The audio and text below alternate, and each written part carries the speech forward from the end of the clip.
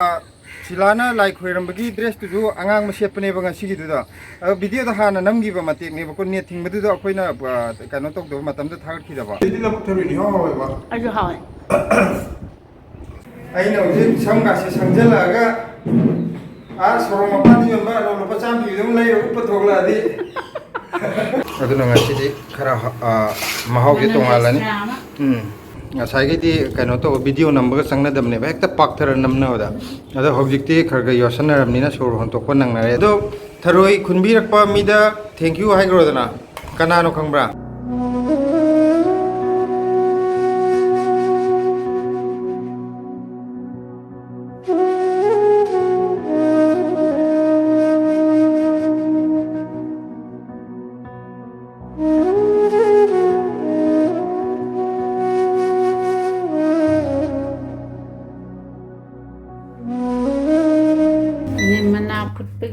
Induction on tore. I see some two of an some two in the happy rain. Since you have to do.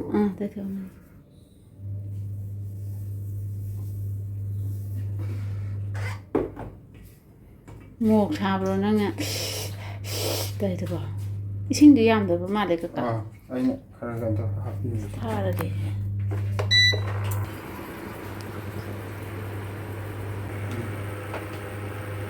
20 minutes put to in a to go in Halaga. I see direct of the ising from Yandira. Minute cano Pulaga, Magi Mahido. Other Ingalaga, Ising Yandro. Ising Yandro, the Singaka Hay the Patcania. I the power to Kale. Young Queen him put Padunevo, Ising Kitang Deni Yangarni. She either put Kiwi Mahido later. Aduga Ising the correct, she does it. I look at Kale. Yam.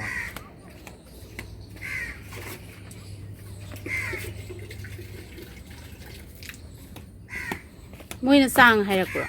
Akoi hapta gineko.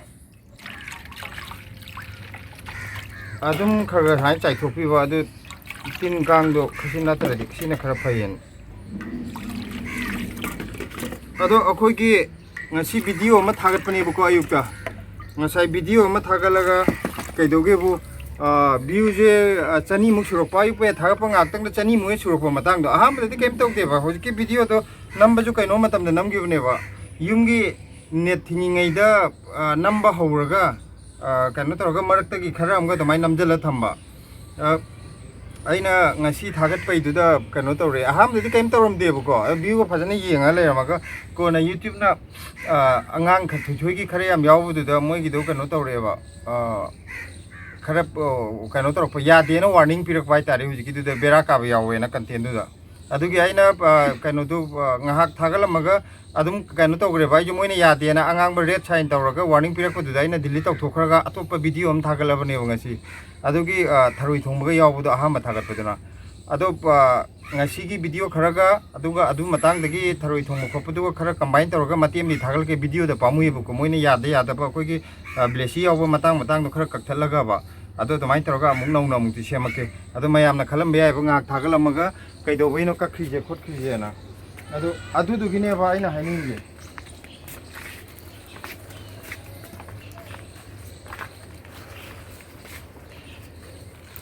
ko chai na je local me ne Leibana pesa tinge sina pesa tingde. Silana like Huirambagi dress to do Angang Mashepane Sigi to the video the Han and Namgi Mati, never could near thing, but the Aquina cannot talk to Matam the Third Kidaba. Adugi Mati Toga, Siam Beduda, other had a kind of Matang the Gidi, Angang Mashepa the Yaura. Adumaga sing to Oge. She's a caption bigge, Yenge, Tintab, Copa Poverno.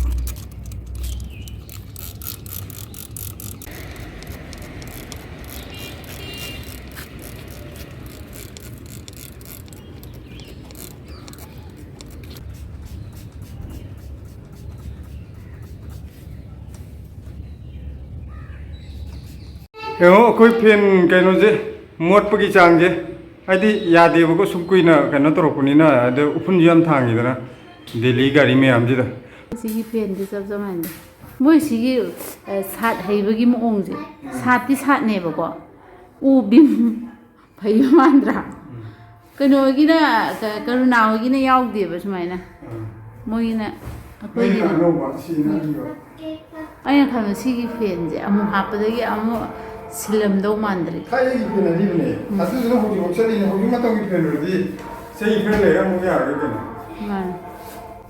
ꯃꯩꯗꯤ ꯆꯥꯕ ꯊꯥꯏꯅꯩ ꯄꯣꯠꯁꯦ ꯑꯗꯨꯒ ꯀꯟꯗꯤ ꯌꯥꯝ ꯀꯟꯈ꯭ꯔꯖꯥꯠꯅꯤ ꯑꯁꯤꯒꯤ background ꯃ꯭ꯌꯨꯖꯤꯛꯁꯦ ꯃꯁꯤ ꯅꯨꯡ ꯊꯥꯒꯦ ꯑꯩꯈꯣꯏꯒꯤ ꯚꯤꯗꯤꯑꯣ ꯅꯝꯃꯗꯤ ꯃꯥ ꯑꯗꯨꯝ ꯈꯣꯡꯉꯛꯑꯅꯤ ꯑꯁꯦ ꯗꯤꯜꯂꯤꯒꯤ ꯐꯠꯇ ꯍꯥꯎꯗꯤ ꯂꯧꯕ ꯀꯩꯅꯣꯅꯦꯕ ꯒꯥꯔꯤꯅꯦꯕ ꯃ꯭ꯌꯨꯅꯤꯁꯤꯄꯥꯂꯤꯇꯤꯒꯤ ꯑꯩꯈꯣꯏ ꯚꯤꯗꯤꯑꯣ ꯋꯦꯠ ꯅꯝꯃꯕ ꯑꯁꯤ ꯒꯥꯔꯤꯁꯦ ꯂꯥꯛꯑꯅꯤ ꯈꯣ ꯏꯁꯩ ꯁꯛꯑꯒ ꯍꯟꯗꯛꯇꯤ ꯂꯥꯛꯁꯤꯅ ꯅꯨꯡ ꯊꯣꯡꯒꯦ ꯍꯟꯗꯛꯇꯤ ꯀꯀꯥꯁꯦ ꯅꯍꯥ ꯃꯥꯜꯂꯕꯅꯤ ꯌꯦꯡꯉꯣ ꯌꯥꯝ ꯁꯝ ꯀꯛꯄꯗꯒꯤ ꯇꯤꯟ ꯑꯆꯧꯕ ꯑꯃ ꯂꯥꯛꯑꯦ ꯉꯥꯏꯈꯣꯀꯣ ꯑꯁꯤ ꯄꯥꯏꯁꯤꯜꯂꯛꯀꯅꯤ ꯑꯦꯔꯥ ꯑꯩꯅ ꯄꯣꯛ ꯁꯪꯗꯕꯁꯤꯗ ꯑꯍꯟ ꯃꯥꯜꯂꯦ ꯍꯥꯏꯕꯁꯦ ꯑꯩꯅ ꯄꯣꯛ ꯁꯪꯉ ꯊꯣꯛꯂꯛꯑꯗꯤ ꯀ꯭ꯂꯥꯁ 7 ꯀꯥꯏꯔꯝꯒꯅꯤ ꯅꯠꯇꯦ ꯀ꯭ꯂꯥꯁ 7 ꯅꯠꯇꯦ ꯑꯩꯁꯦ ꯊꯣꯏꯒꯤ ꯁꯪꯕꯤꯗ꯭ꯔꯕꯅꯦ ꯃꯥ ꯍꯦꯛ ꯁꯪꯉꯨꯕꯗꯅꯦ ꯇꯥꯏ ꯍꯥꯏꯅ ꯐꯛꯇꯕ ꯑꯃ ꯂꯩꯈ꯭ꯔꯗꯤ ꯐꯔꯛ ꯇꯥꯔꯅꯤꯅ ꯑꯗꯨꯅꯤ ꯑꯩꯈꯣꯏ ꯀꯩꯅꯣ ꯇꯧꯒꯦꯅ ꯄꯣꯛ ꯁꯪꯗ꯭ꯔꯤꯅꯤ ꯃꯌꯥꯝꯅ ꯑꯉꯥꯡ ꯃꯥꯟꯈꯤꯗꯅ ꯁ꯭ꯀꯨꯜ ꯀꯥꯔꯤꯕ꯭ꯔꯥ ꯍꯪꯉꯛꯑꯗꯤ ꯅꯠꯇꯦ ꯏꯆꯥ ꯃꯥꯜꯂꯦ ꯍꯥꯏꯔꯗꯤ ꯐꯔꯛ ꯇꯥꯔꯅꯤꯅ ꯑꯩꯁꯦ ꯁꯪꯕꯤꯗ꯭ꯔꯕꯅꯦ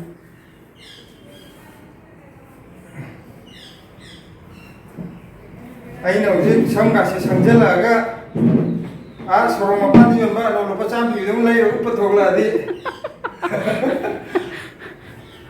ꯅꯣꯏ ꯄꯣꯁ ꯇꯥꯏ ꯍꯥꯏꯅꯤꯗꯣ ꯌꯥꯔꯦ ꯁꯤꯗꯤ ꯂꯪꯕ ꯃꯥꯜꯂꯦ ꯐꯖꯅ ꯁꯤ ꯐꯦꯟꯁꯤꯒ ꯁꯣꯏꯗꯅ ꯇꯥꯔꯛꯑꯗꯤ ꯃꯤ ꯑꯗꯨꯝ ꯀꯣꯛꯇꯤ ꯀꯩꯅꯣ ꯇꯥꯅꯤ ꯃꯇꯨꯡꯒ ꯇꯥꯏ ꯌꯥꯝ ꯆꯥꯎꯅ ꯂꯨꯝꯕ ꯊꯥꯏꯅꯒꯤꯅꯦꯕ ꯁꯤ ꯈꯨꯂꯨꯝ ꯑꯃ ꯑꯣꯏꯔꯝꯗꯣꯏꯅꯦꯕ ꯑꯣ ꯃꯄꯥ ꯃꯆꯥꯒꯤ ꯗ꯭ꯔꯦꯁꯁꯦ ꯃꯥꯟꯅꯗ꯭ꯔꯦ ꯑꯃꯨꯛ ꯐꯨꯔꯤꯠꯇꯤ ꯃꯥꯟꯅꯗꯦ ꯈꯣꯡꯒ꯭ꯔꯥꯎꯗꯤ ꯃꯥꯟꯅꯔꯦ ꯋꯥ ꯕ꯭ꯂꯦꯛ ꯋꯥꯏꯠ ꯍꯌꯦꯡꯒꯤ ꯊꯣꯡꯅꯕ ꯉꯁꯤ ꯈꯔ ꯀꯛꯊꯣꯛꯑꯝꯃꯒꯦ ꯁꯣꯝꯗ ꯊꯣꯏꯊꯣꯏꯒ ꯃꯃꯥꯒꯗꯤ ꯃꯃꯥꯗꯤ ꯊꯣꯏꯊꯣꯏ ꯆꯥꯛ ꯏꯜꯂꯤ ꯑꯁꯤ ꯌꯥꯝ ꯀꯨꯏ ꯆꯪꯉꯤ ꯑꯗꯨꯗꯨꯅ ꯁꯤꯁꯦ ꯑꯩꯅ ꯀꯛꯊꯣꯛꯄꯤꯔꯛꯑꯅꯤ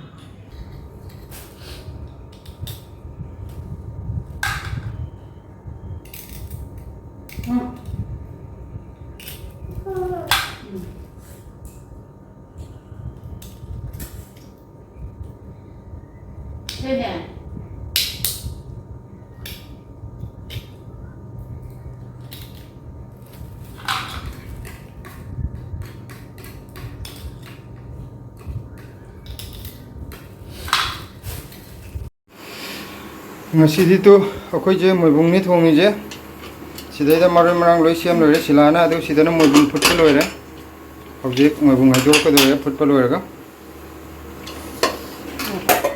ꯉꯁꯥꯏ ꯆꯥꯝꯕꯗ ꯃꯆꯥ ꯌꯥꯝ ꯊꯣꯛꯄ ꯍꯧꯖꯤꯛꯁꯦ ꯃꯆꯥ ꯈꯔ ꯀꯣꯛꯄ ꯃꯇꯝ ꯑꯣꯏꯒꯅꯤ ꯉꯁꯤꯗꯤ ꯊꯔꯣꯏꯁꯦ ꯃꯃꯥꯡꯗꯁꯨ ꯆꯥꯕꯒ ꯈꯔ ꯈꯦꯠꯅꯕ ꯑꯃꯅ ꯀꯩꯅꯣ 이마는 딱헬레이 만나오도 하피럭과 어두기 딱헬레이 만나오고 들어 투웅이니 어두는 같이 카라 마하오게 동알라니 농시범 만나 멈자오래 같이 두시드나 묵트루비 만나래래 아시나 나쿠피르 나파피르 낚시 마루지고 나쿠피 아시나 나파피 레래 시는 나쿠피 시는 시달래래 나쿠피 아마지나 아와파디곰라 아와파디곰 아와파디곰도 빨리 도보도 아두도 하나 덮어오게 방무도 시원히 하고 오 빠레도 빠레 영아 시디 뭐 봉콩게 매야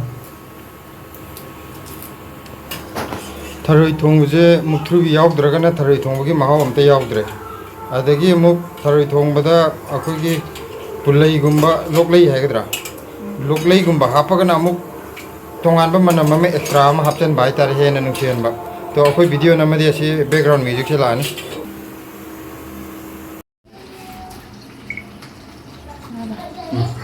mai je fado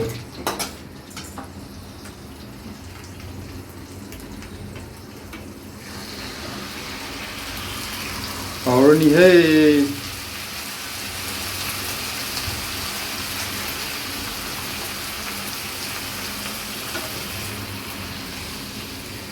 묵투비 나오는 거란다 합대라 그리고 묵투비도 합절하게 통그라 빠진 거라면 아 Sini.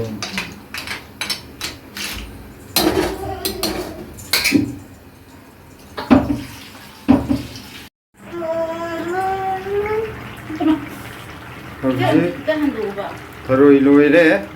Hojik sabagi pali oini yore. Masak fajabre. Hogum manbre. Manamdi loire sida nungsi bida. Adi muktru biju takele manau jo hapam ni nawa. Aroi bitar. Ado mayam sabdo oini ulage hojik ke. Thoi tharoi yam pame ba adu ngai ngamdre ni. Ngai ngam da ban. Aina de ahum di jupi pijagrabni. Aina cha chan sumai jupi do. Ngasi ko akoi chak se khar theng bagi ba. Ngasai gi di kaino to video number sangna damne ba ekta pakthar namna da. Ada hojik ti khar ga yosana ramni na sor hon to ko nang nare aduna video namage na tawro. Gi tharoi kun chupaga hapra bane aina ahum mama han jupi ba. Adune hadi tharoi phajam pame ba ma di tharoi ni phum ga jae ba. Tharoi je masigi labuk tharoi ne ba labuk te kun ba adune am hawai ba. Tharoi di labuk tharoi ni hawai ba. Aju hawai. Lai tharoi na mahi am hawa mapang ni sau chika pi dana labuk tharoi na mapang ni pa yawa adi mai mit chau chiam yawa mahau yam hawa Kan ni apik bane na hawai na. Aku kan Ai da chau bane hawai. aku na ni da aku kan sai ba anu ga chilana mo asau na mapung bai na Hawai na. Hawai kwa.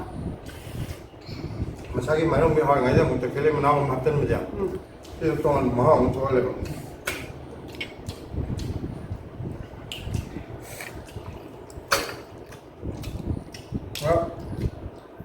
masih itu fajon sa thara ge video di yang sang nama ro ge wari di ko na video nama to ge ai no wari kui kui de ga sila sa pi je de ne yam chao he Na te ngasi di chak yam lami de pung baro bok ne yang thawak sui do. Adai chak pung baro helamani chak thong le de yu mai te ja. masih khare koi ne khadang thadar ro de am je pai ge tum ne Ya thamage.